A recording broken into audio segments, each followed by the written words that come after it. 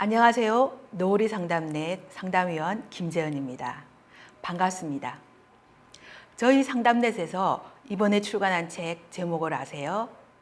네, 저기 있네요. 불안을 주세요. 안심을 드립니다입니다. 우리는 어떨 때 불안을 느낄까요? 미래에 대해서 예측하기 어렵고 위험하다고 느낄 때 불안을 느끼지요. 그래서 우리는 자녀의 미래를 미리 대비해주고 싶어 합니다. 그런데 그 불안을 가만히 들여다보면 자녀의 불안이 아니라 부모인 나의 불안이라는 것을 알 수 있어요. 지금 우리는 내가 불안하다는 감정 때문에 지나치게 매달리고 자녀에게 채워주려고 하는 것은 아닐까요? 자녀에게 한 발짝 물러나서 나의 불안을 알아차리는 것이 필요합니다. 우린 이미 알고 있잖아요. 불안하고 안타깝더라도 아이 스스로 채워나가는 동안 우리는 지켜보며 기다려 주어야 한다는 것을요.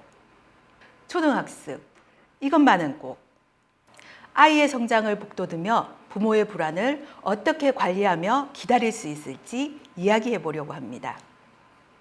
초등 부모님들의 불안을 시기별로 나누어 보았습니다. 초등 입학 전 한글 어느 정도 깨쳐야 할까요? 초등 저학년 연산 연습 시켜야 할까요? 초등 3학년 물론 영어는 유아기부터 고민하기도 하시겠지만 3학년에 시작하는 영어 공부 늦지 않을까요? 초등 5, 6학년 정도 되면 중학교 선행학습 때문에 또 고민이 올라오시죠. 그 첫 번째, 한글은 어느 정도 읽고 쓰기를 준비시켜 초등학교에 입학시켜야 할까요? 또는 몇 세부터 한글을 가르쳐야 할까요? 2018년도 초등 1학년부터는 한글 책임교육 시수가 68시간으로 크게 늘어났습니다. 그래서 1학년 1학기부터는 학교에서 알림장 쓰기나 받아쓰기 시험을 치지 않고 있어요. 알고 계셨나요? 아이가 입학하기 전까지 읽고 쓰기가 매끄럽지 않더라도 2학기쯤 되면 한글을 잘 모르고 입학한 친구들도 한글을 깨치게 되더라고요. 학교에서 배우는 과정을 따라가며 가정에서 조금만 도와주시면 빠르고 늦고는 중요하지 않습니다. 저는 한편으로 학교에서 보내는 가정통신문을 가정에서 잘 챙겨봐 주었으면 합니다. 자녀가 자신의 생각을 잘 표현하는 아이, 물건을 스스로 잘 챙기는 아이로 자라기를 기대하시죠. 그런 모습은 안내장을 챙기고 전달하는 작은 행동에서 쌓여가는 것입니다. 아이가 책을 혼자 읽을 수 있다고 해도 책 읽어주기는 계속해야 합니다. 아이에게 책을 읽어주는 그 시간은 아시다시피 아이와 따뜻한 정서를 나누는 시간입니다. 아이와 책을 읽으며 함께 나누는 이야기, 나누는 감정, 이런 기억들은 부모님들의 사랑과 안정감을 오롯이 전달하는 시간으로 남기게 될 것입니다. 연산학습지 필요할까요? 연산훈련을 필요하다고 생각하시는 이유는 무엇일까요? 연산 문제를 반복적으로 연습시키면서 기대하는 바는 무엇일까요? 이런 기대를 하실 것 같아요. 연습시키면 사고하는 시간을 단축시키기 때문에 계산 결과를 빠르게 나올 것이다. 그림에 보이는 계산기처럼요. 그러면 부모님들이 수학을 계산기처럼 빠르게 계산해야 된다고 생각하는 이유는 무엇일까요? 아마 시험 볼 때 시험 시간이 모자라서 문제를 다 못 푸는 상황을 걱정하시기 때문이겠지요. 그래서 미리 연산을 단련시켜서 연산 시간을 단축해야 한다고 생각하시는 것 같아요. 하지만 초등 저학년 때 가장 많은 시간을 투자해서 반복시키는 세 자릿수 또는 네 자릿수의 덧셈 뺄셈을 계산하라는 식의 높은 자릿수의 계산은 중고등학교 시험에서는 출제되지 않습니다. 물론 중고등학교에서도 연산 실수를 하기도 합니다. 이것은 반복 훈련의 부족이라기보다는 풀이 중에 부호나 과정을 빼먹는 실수에서 틀리는 겁니다. 계산 실수를 하지 않으려면 기계적인 연산 반복보다는 문제를 푸는 순간에 집중해서 문제를 곰곰이 생각하는 정성을 다하는 태도가 결과를 정확하게 합니다. 빨리 답이 나와야 된다고 훈련된 아이들은 학년이 올라갈수록 도전이 필요한 문제를 만났을 때 쉽게 좌절할 수도 있습니다. 대부분은 시간이 부족해서 문제를 못 푼 것이 아니라 구해야 할 식을 세우지 못하는 경우가 더 많습니다.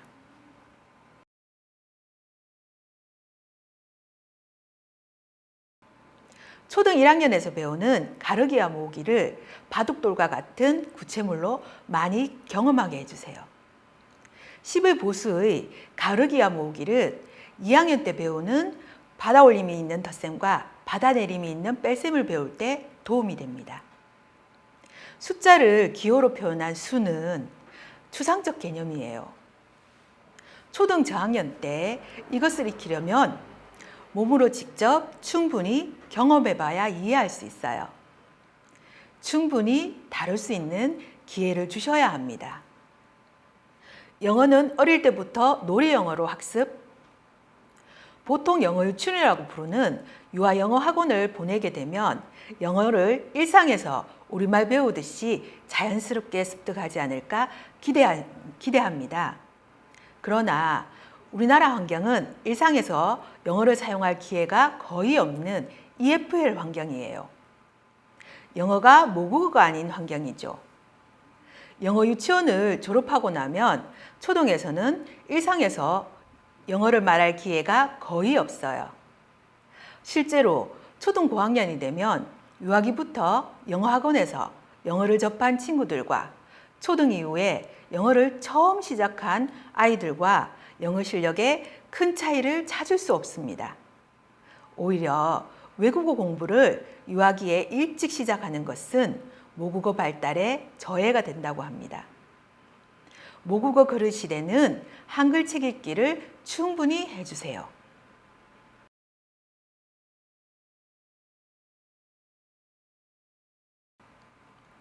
요즘은 부모님들이 영어를 잘 못하시더라도 읽기에 도움을 받을 수 있는 세이펜이나 영어 동화책을 읽어주는 영상 콘텐츠들이 굉장히 많습니다. 저는 중학교까지도 학교 성적을 위한 공부보다는 영어 책 읽기를 꾸준히 계속하라고 권해드리고 싶어요. 중학교 시험 성적이 걱정이라면 학교 영어 교과서와 수업 시간에 사용하는 학습지를 꼼꼼하게 외우면 됩니다. 학교 시험의 출제자는 영어 교재 출판사나 학원 선생님이 아닙니다. 우리 아이 학교 영어 선생님이십니다. 초등 5, 6학년부터는 중학교 선행을 시작해야 한다. 수학은 그림과 같이 개념들이 연결되어 있습니다. 그래서 새로운 개념을 배우려면 그전 학년의 개념을 기억하는 것이 우선입니다. 초등 5, 6학년 과정은 중학교 수학의 기초가 되는 중요한 개념들이 있습니다.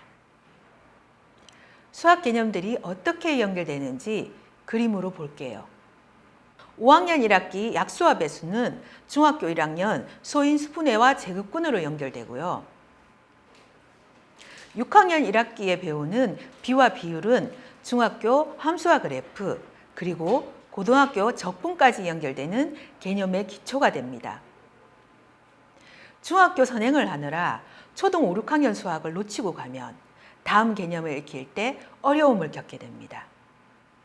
담장의 아랫돌을 빼서 윗돌에 쌓는 방식의 선행학습이 미래의 튼튼한 수학 개념 담장이 될 수 있을까요?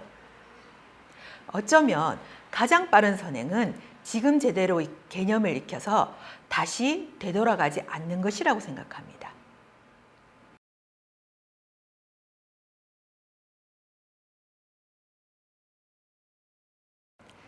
그림은 에빙하우스의 망각곡선입니다. 이 망각고스는 시간이 지나면 배운 것을 점점 잊어버리게 된다는 개념입니다. 망각국수는 반복과 복습을 활용하여 장기 기억으로 저장하는 학습 방법을 알려주는 그림이기도 하지만 다른 면은 기억의 한계를 보여주는 그래프이기도 합니다. 많은 학원에서 초등 때는 중등 과정 선행을, 중등 때는 고등 과정 선행을 미리 당겨서 해야 된다고 학부모님들께 상담합니다. 그렇게 흔들리면서 주위의 분위기에 휩쓸리다 보면 선행이라는 레이스에 어느새 우리 아이를 올려놓게 됩니다. 그러나 이런 선행이 경제적인 낭비, 시간적인 낭비라는 것을 아이가 고등학교 입학한 후에나 뒤늦게 깨닫게 되더라고요. 또 하나, 상위 개념을 배우게 되면 하위 개념은 저절로 알게 된다고 말씀하시는 분도 있는데요. 그런데 이런 경우는 상위 개념의 공식만을 가져와 문제를 푸는 경우입니다. 초등학생이 선행학습으로 배운 중학교 인수분해 공식으로 초등 문제를 푸는 것이지요. 공식이 나오기까지의 원리를 이해하지 못하면 중학교, 고등학교 올라갈수록 문제의 개념이 어떻게 적용되는지 파악하기가 힘듭니다. 공식만 외운 무의미한 기억은 망각의 속도에도 빠르게 영향을 미칩니다. 선행학습보다는 지금 배우고 있는 내용을 익히도록 해주세요. 학부모님들은 아이의 공부 습관을 잡고 싶다는 말씀을 많이 하십니다. 여러분은 어떤 일을 습관으로 하고 계신가요? 습관적으로 휴대폰을 만진다든가, 습관적으로 커피를 마시거나, 습관적으로 TV를 켠다든지 하는 것들은 의식하지 않고도 저절로 몸에서 배어나오는 행동이 되죠. 그러면 공부를 습관처럼 한다는 것은 가능할까요? 공부를 습관처럼 한다는 것은 의식 없이 저절로 몸이 그렇게 움직여서 되는 것은 아니라고 생각합니다. 습관은 아니지만 습관처럼 하려면 먼저 그렇게 하고자 하는 의지가 필요하겠죠. 그러면 공부를 해야겠다는 의지는 어디에서 올까요? 제가 좋아하는 나태주 시인의 시 풀꽃입니다. 불안한 마음을 내려놓고 내 아이를 지그시 오래 바라봐 주세요. 존재하는 자체만으로도 반짝반짝 예쁜 아이입니다. 습관이나 태도도 의지에서 시작합니다. 아이를 따뜻한 시선으로 지켜봐 주세요. 지금까지 들어주셔서 감사합니다.